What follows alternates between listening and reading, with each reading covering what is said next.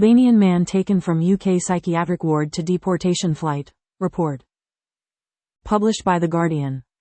Watchdog raises concerns about Home Office decision in annual report about incident last summer. An Albanian man who was being held in a secure psychiatric unit was taken directly from his hospital bed to a Home Office deportation flight, a report has revealed. The Independent Monitoring Board's, IMB, a watchdog for prisons and immigration removal centers, has raised concerns about the incident last summer in its annual report published on Thursday.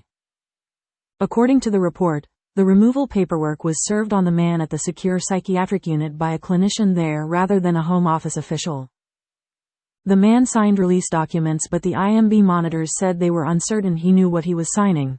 All the paperwork was in English and they were unclear about his level of understanding. When he was removed from the psychiatric unit, he was forced to wait in a van of the Home Office contractors before being put on a plane to Albania. When the monitors asked the Home Office about the incident, officials said it complied with published policies but did not engage further with the concerns raised. There are almost weekly deportation charter flights to Albania. The IMB inspected 9 of them and found that treatment of those removed fell short of fair and humane treatment in all respects.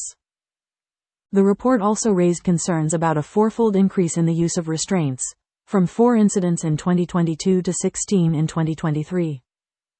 Some of those removed had been classified as vulnerable while in detention, and the IMB was aware of 3 incidents where returnees had tried to take their lives just hours before their flights were due to take off. This did not halt the removals.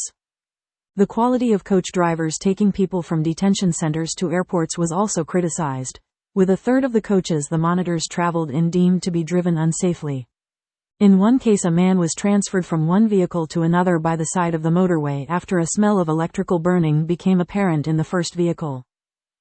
Emma Ginn, director of the charity Medical Justice, said, "To be held in a van for 7 hours is concerning for anyone, let alone someone so unwell that they needed to be in a psychiatric hospital."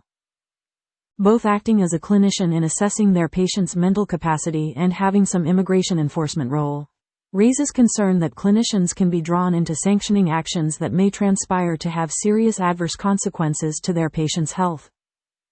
A Home Office spokesperson said, "We expect the highest standards from staff working on the returns process and will assess all recommendations from this report, responding as soon as possible."